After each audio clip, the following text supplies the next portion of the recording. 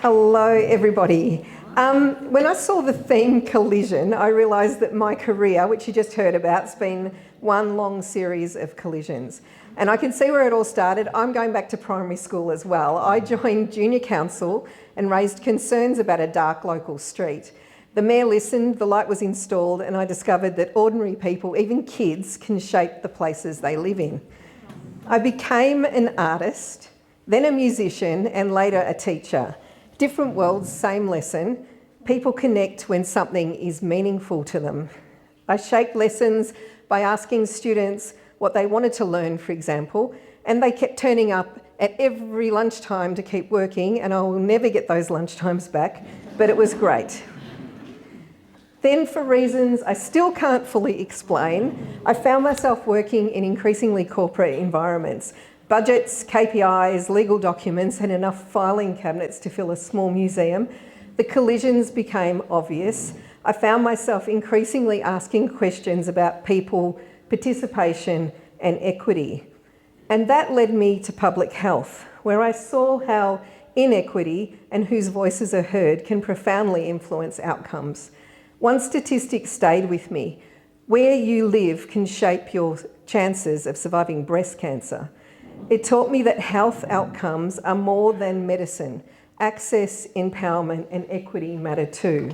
And those threads eventually collided in heritage. A long-time passion had become a profession.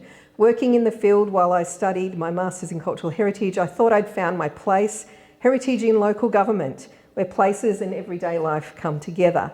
But I'd entered a world I wasn't quite expecting. Instead, I found experts, architects and planners debating heritage, mostly buildings, usually the fabric of buildings, occasionally even the pigeons decorating the buildings, all very important, of course, but something felt like it was missing. Then came a moment that stopped me in my tracks. I'd created a heritage brochure that included the story of a family living in a historic home, and a planning colleague looked at it and asked completely seriously, what do people have to do with heritage? It made me realise that what seemed obvious to me wasn't obvious to everyone else. People have everything to do with heritage. The buildings matter, the objects matter, even those pigeons matter, but people give heritage meaning. And it's people who keep caring for it. Around that time, I'd heard an international expert say, ask not what we can do for heritage, but what heritage can do for us. This phrase sounded suspiciously familiar, but also like an approach I'd recently heard about called UNESCO's Historic Urban Landscape, or HUL.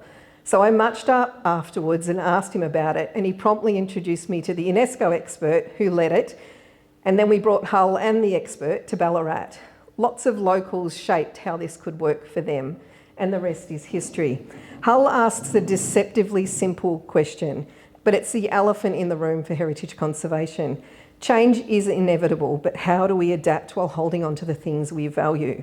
Not past versus future, not conservation versus adaptation, not your heritage versus mine, both and all. One outcome was Ballarat Imagine. Thousands of people helped define the future they wanted to see, shifting from reacting to it, to change, to shaping it. The extraordinary response showed how deeply people care about the future when they're given a genuine role in creating it, and it showed just how much heritage matters to Ballarat's community, which brings me to the Victorian Goldfields World Heritage bid. I first met this project in 2010 and spent 8 years circling around it until it finally caught me, and I'm now coordinating it. On paper, it's a heritage project, but in reality, it's a fascinating collision of stories, values, hopes, and perspectives.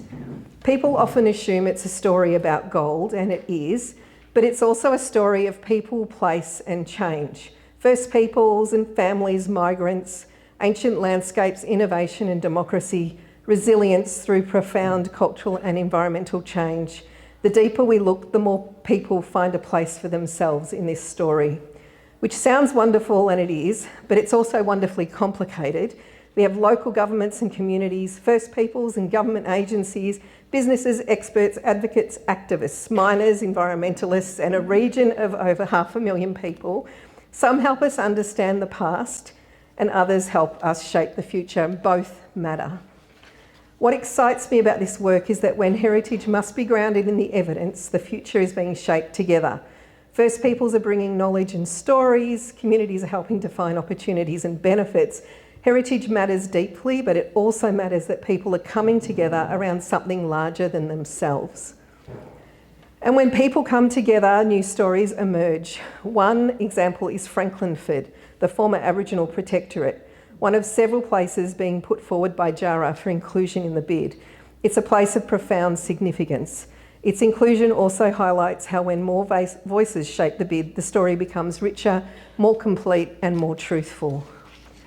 What also excites me is the opportunity to weave heritage into the future of our communities, creating jobs, building pride, supporting education, growing tourism and strengthening communities.